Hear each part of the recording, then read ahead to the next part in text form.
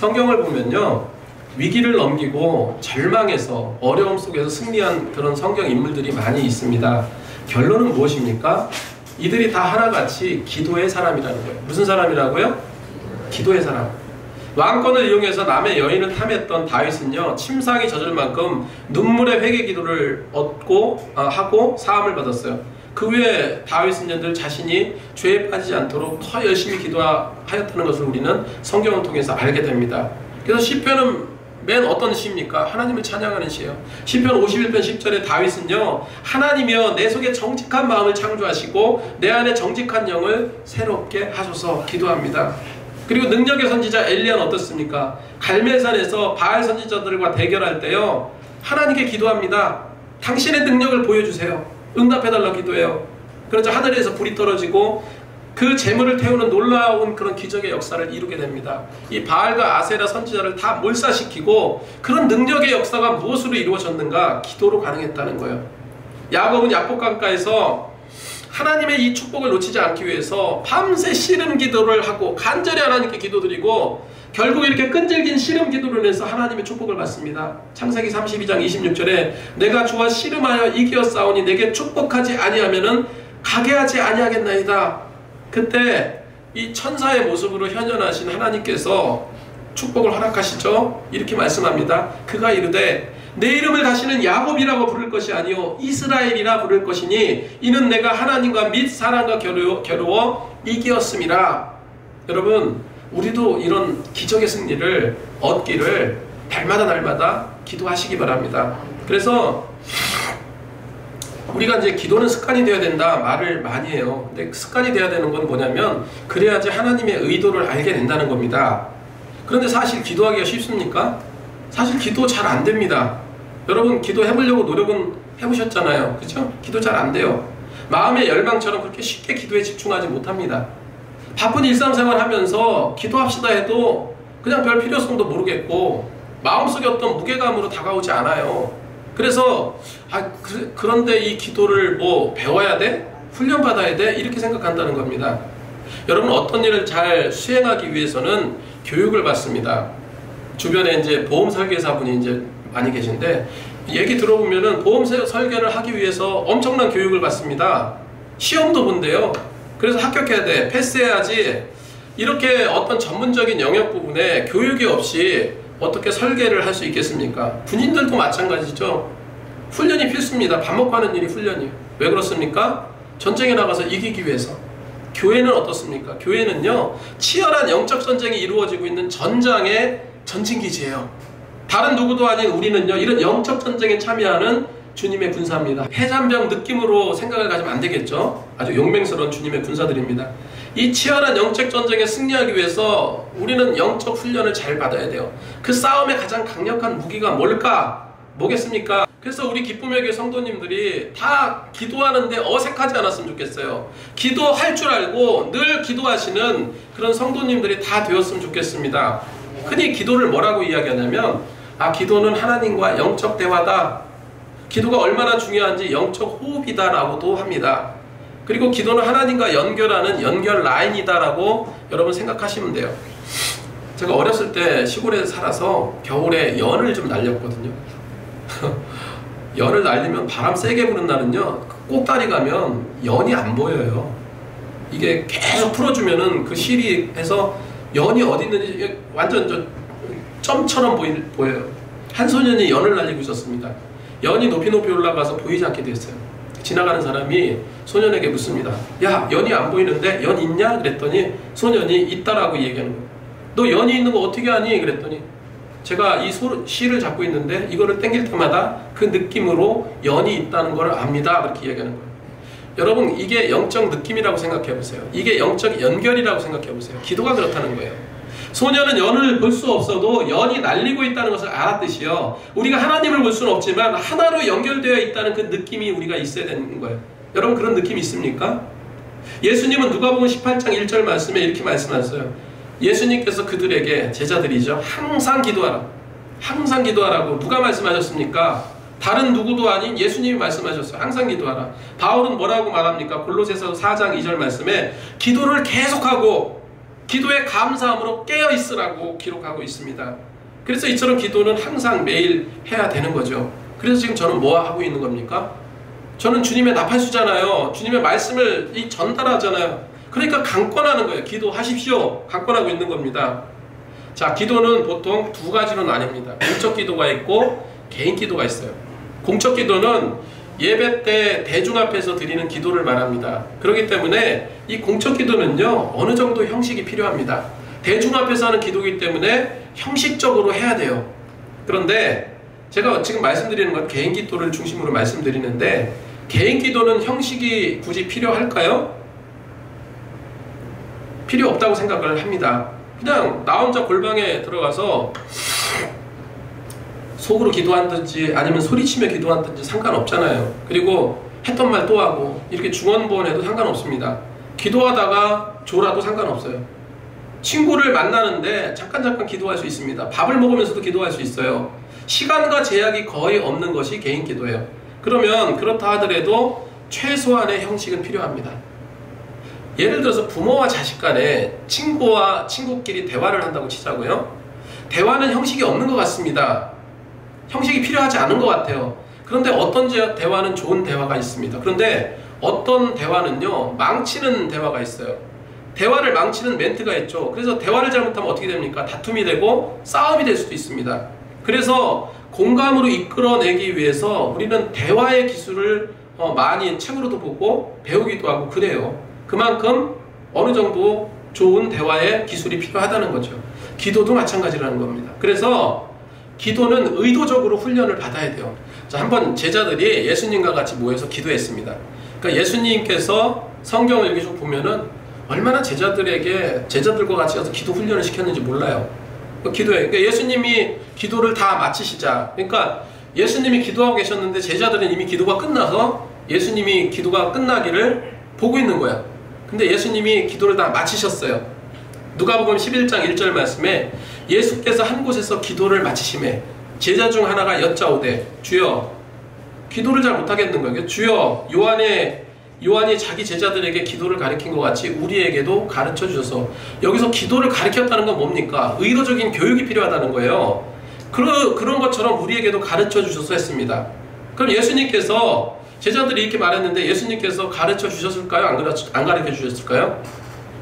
당연히 가르쳐 주셨죠. 그게 뭡니까? 주기도문이에요, 그게. 그래서 2절 4절 말씀에 예수께서 이르시되 너희는 기도할 때 이렇게 하라. 아버지의 이름이 거룩히 여김을 받으시오며 나라가 임하오시며 우리에게 날마다 일용할 양식을 주옵시고 우리가 우리에게 죄 지은 모든 사람을 용서하오니 우리 죄도 사하여 주옵시고 우리를 시험에 들게 하지 마옵소서라고 기도해라. 이렇게 성경에 기록되고 있는 겁니다.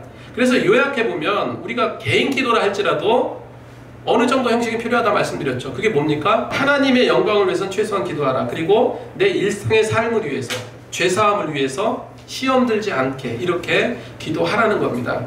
마태복음 6장 9절에서 13절은 주기도문의 내용과 똑같습니다. 그것도 한번 보시면 좋겠어요. 그래서 이렇게 아무 형식이 없는 것이 아니라 이런 것을 염두에 두고 기도할 필요가 있다는 거예요. 그러면 자 보세요. 우리가 기도하기 원합니다. 기도해야 합니다. 그러면 예수님이 어떻게 기도하셨는지 아는 게 중요하겠죠. 예수님이 기도하신 대로 따라하면 되잖아요. 우리가 예수님이 하신 대로. 그걸 먼저 한번 살펴보겠는데, 먼저 예수님은 어떻게 기도하셨는가?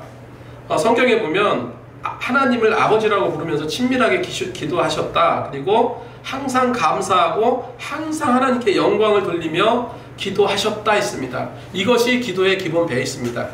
하나님께 영광을 올려드리고 하나님과 친밀함으로 기도하는 거, 이게 기본 베이스라는 거예요. 그리고 이걸 제자들에게도 가르치셨죠.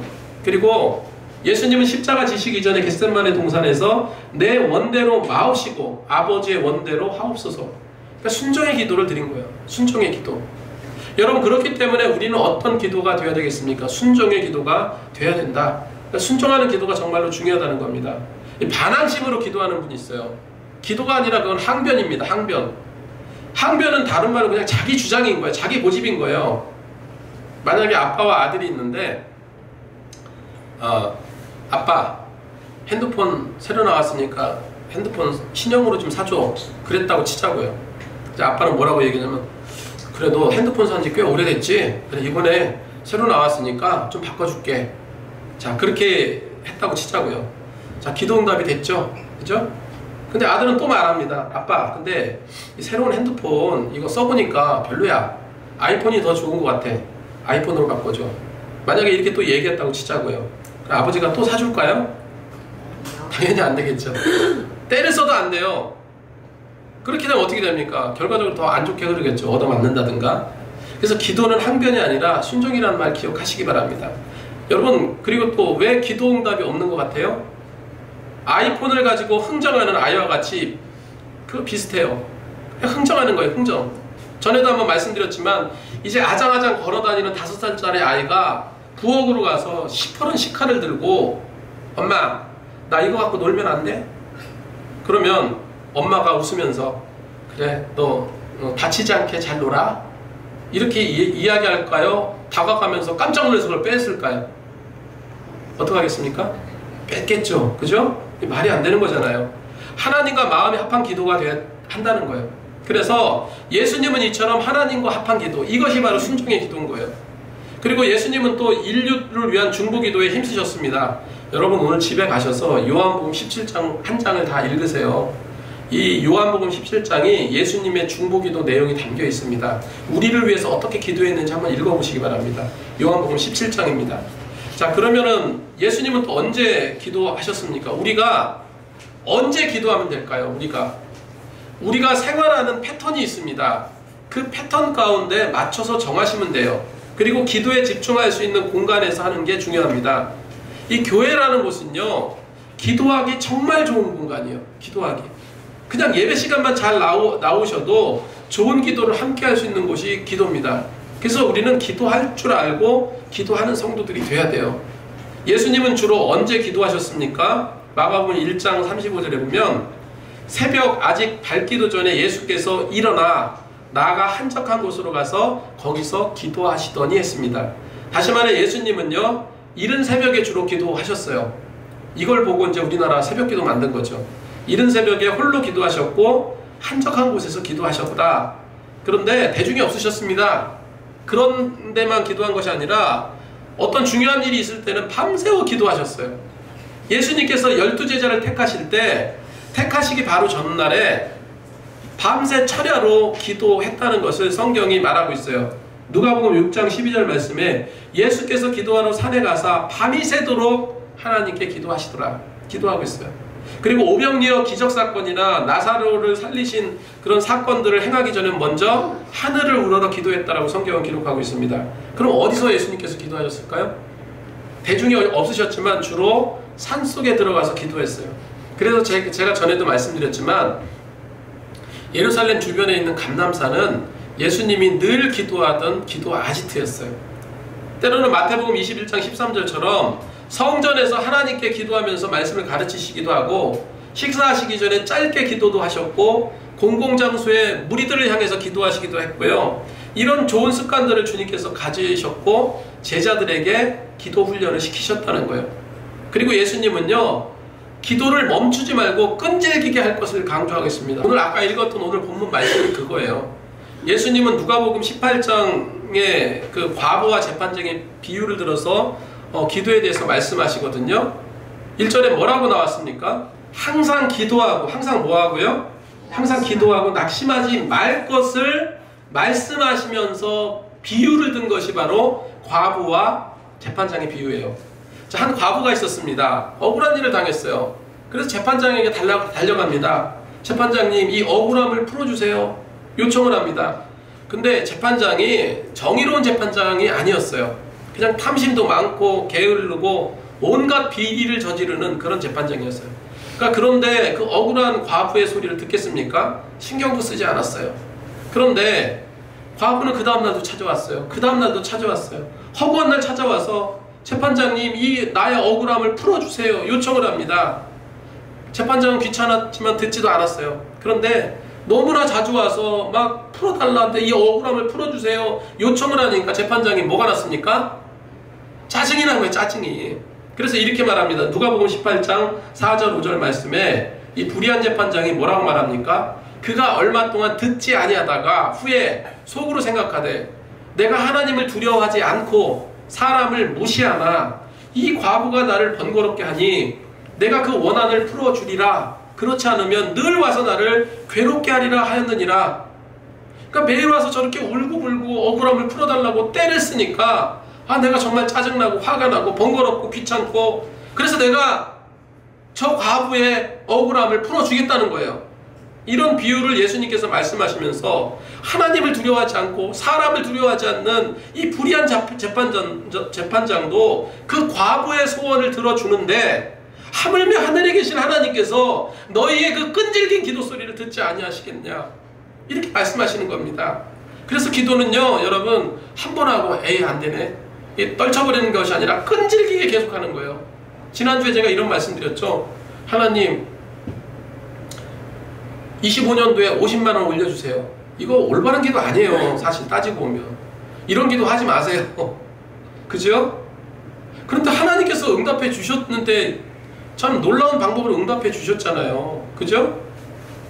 왜 그랬겠습니까? 그거 하나만 그분이 기도했지는 않았을 거예요. 정말로 신앙생활도 열심히 하고 주님의 뜻대로 살려고 노력했을 겁니다. 그러니까 그런 응답이 되는 거죠. 예수님도 매일 기도하셨고 마지막 십자가에 달려 죽으실 그때도 우리 죄를 사해달라고 기도하셨어요. 누가복음 23장 34절에 아버지여 저들을 사하여 주옵소서 자기들이 하는 것을 알지 못함이니이다. 그래서 예수님이 이렇게 끈질긴 기도를 강조하셨습니다.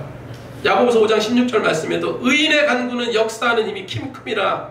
의인의 간구는 역사하는 힘이 크다. 기도의 능력을 말하고 있습니다. 여기서 간구하다라는 것은 데이시스라는 말이에요. 이거는 헬라어로 데이시스라고 하는데 이거는 기도를 뜻하는 말입니다. 근데 그냥 기도하는 게 아니에요. 끈질기게 기도하는 거예요. 고통을 토로하면서 이거를 해결해달라는 그런 간절하고 강렬한 기도예요. 간절하고 강렬한 기도.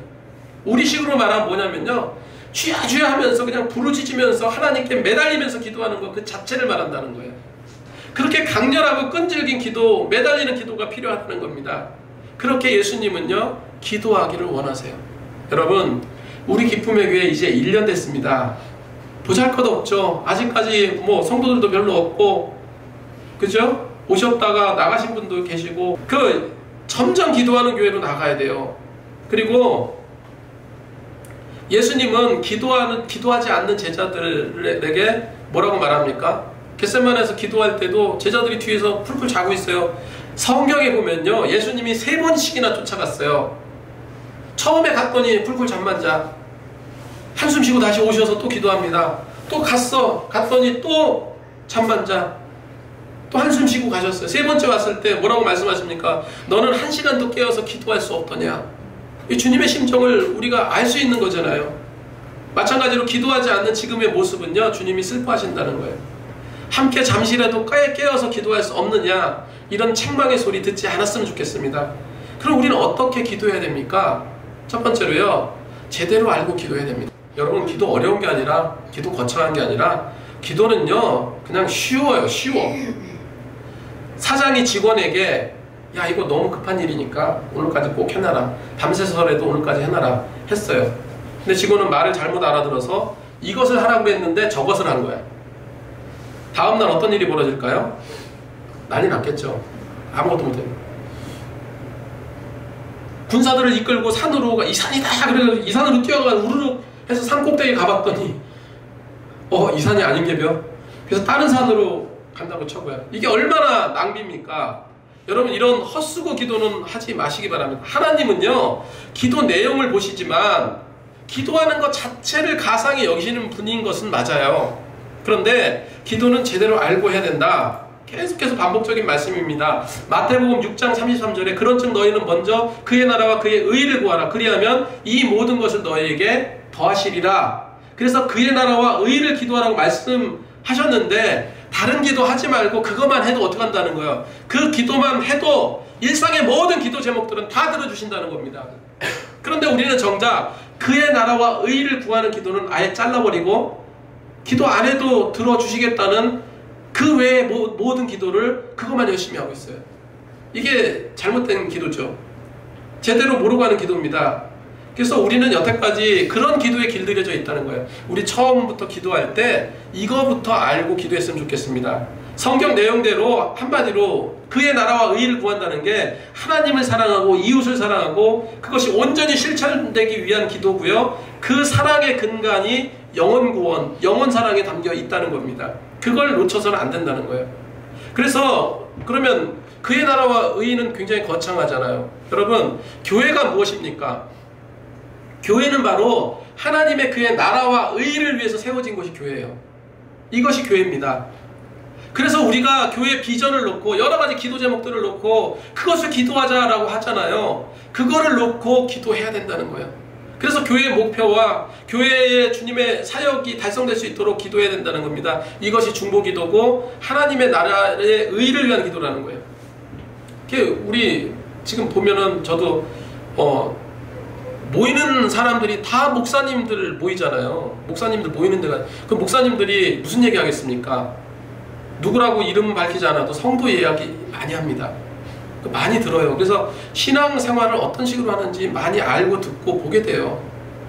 참 이 기도 많이 하시는 권사님들, 집사님들 많이 계세요. 근데 상당히 기복적이고 심지어 무속적일 때가 있어요. 이런 분들이 많다는 거예요. 하나님, 내가 이런 일들을 많이 했는데, 기도했는데 왜 복을 주시지 않습니까? 왜 해결되게 해주시지 않습니까? 심지어는 하나님, 제가 꼬박꼬박 하나님께 11조를 드렸는데 왜 물질의 축복을 주시지 않습니까? 그러는 거예요. 여러분, 11조 한 1000만 원 했어요. 그러면 그 이상의 수익이 들어와야 정상입니까? 성경이 말하는 복이 그 정도인가요? 성경이 말하는 11조의 축복은요, 자기 재산을 증식시키기 위한 그런 도구가 아닙니다. 하나님은 그렇게 물질적이고 계산적인 분이 아니에요. 성경이 말하는 축복이 뭡니까? 성경이 말하는 축복은요, 히브리어로 바라크라고 합니다. 이 바라크라는 것은 하나님께 경배하고 찬양하다는 뜻인데, 이건 또 다른 말로 뭐냐면요, 하나님과 함께하는 게 바라크예요. 누구와 함께하는 거예요? 하나님과 함께하는 거. 하나님과 함께하는 것 자체가 축복인 거예요. 다시 말해서 성경이 말하는 축복은 하나님과 함께하는 것 자체입니다. 근데 한번 생각해 보세요. 하나님과 함께한다는 것 자체가 모든 것을 다 이룰 수 있음을 의미하는 거죠. 이보다 더 큰 축복이 어디 있겠습니까? 그런데 우리는 물질에 연연해. 물질에 아주 사소한 부분이잖아요. 그리고 또 이런 거예요. 진짜 이렇게 얘기를 해요. 진짜 11조를 했더니 하나님께서 물질의 축복을 허락하셨다. 그럴 수도 있는 거잖아요. 왜냐하면 하나님께서 여러 가지 복 중에 하나가 물질의 축복인데 그럴 수도 있는 겁니다. 근데 그게 전부가 아니라는 거예요. 그래서 이런 부분들, 하나님은 그런 분이 아니시라는 걸 기억했으면 좋겠습니다. 그리고 또 이렇게 생각하시는 분이 있어요. 목사님, 저는 기도해 보려고 노력하는데 왜 기도가 이렇게 안 되는지 모르겠습니다. 한 2분 정도만 기도하면 기도 내용이 다 떨어져서 기도할 수 없습니다. 그렇게 얘기해요. 여러분, 왜 기도가 안 된다고 생각하십니까? 너무 쉬운 답이에요. 기도가 안 되는 것은요, 기도하지 않아서 그렇습니다. 내가 기도 생활을 꾸준하게 계속 했는가? 그랬는데도 2, 3분이면 그 메뉴가 떨어지나? 그렇지 않다는 겁니다. 근데 꼭 기도해보자고 작심해서 한두 번 해보고 기도 소재거리가 떨어지는 거예요.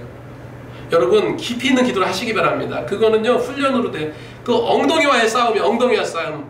붙어 앉아서 20분이건 30분이건 붙어 앉아서 내가 아무 생각이 안 나도, 기도 내용이 없어도 그냥 눈 감고 하나님 감사합니다, 하나님 기도하게 해주세요, 이것만 훈련해도요, 하나님께서 기도하는 자로 세워주신다는 거예요. 자, 두 번째로 기도는요, 심령의 변화를 가져와요.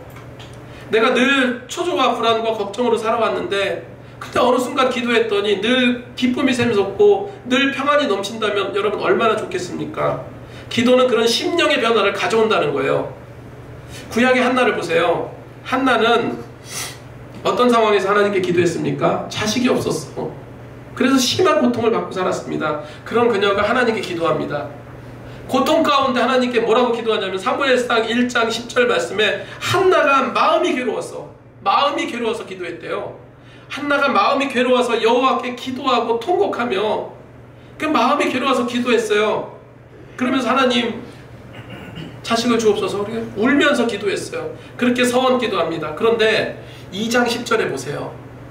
하나님께서 응답받고 기도한 이후, 그러니까 기도하기 전과 기도한 이후, 기도 생활을 쭉 해오고 기도 생활을 한 그 이후에 어떤 변화가 나옵니까? 2장 10절 보니까 한나가 기도하여 이르되 내 마음이 여호와로 말미암아 즐거워하며 내 뿔이 여호와로 말미암아 높아졌으며 내 입이 원수들을 향하여 크게 열렸으니 이는 내가 주의 구원으로 말미암아 기뻐함이라. 처음에 마음이 괴로워서 기도했는데 어떻게 됐습니까? 마음이 즐겁대요. 마음이 높아졌대요. 여러분, 이런 것을 경험했으면 좋겠습니다. 진짜로. 자, 세 번째로 기도는요, 하나님과 친밀감을 누리는 가장 좋은 도구입니다. 사람은 누구에게나 끊임없는 목마름이 있습니다. 누구나 목마름이 있어요. 사람은 사람을 통해서 위로받기도 합니다. 심적인 안정을 누리기도 해요. 그런데 사람은 사람으로서 채워질 수 없는 부분이 있어요. 사람이 얼마나 계산적인지 아세요? 방송에서 한 통계를 봤는데 우리나라 현재 종교 인구가 40%래요.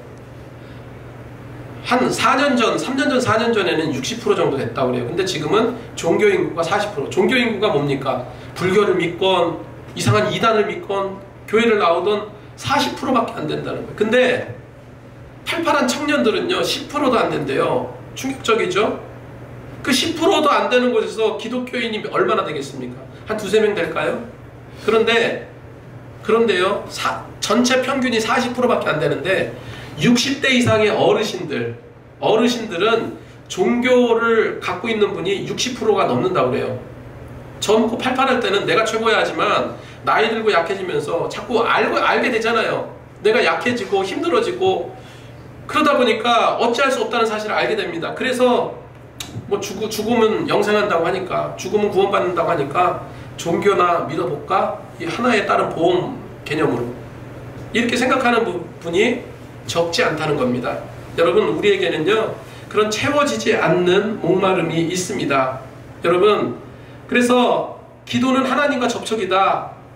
시편 116편 1절 2절에 여호와께서 내 음성과 내 간구를 들으심으로 내가 그를 사랑하는도다. 그의 귀를 내게 기울이셨으므로 내가 평생에 기도하리로다. 이렇게 기록하고 있습니다. 여러 가지 얘기들을 하려고 했더니 말씀이 좀 길어졌는데, 요즘 아이들은 정서와 좀 많이 다르죠. 옛날하고 다릅니다.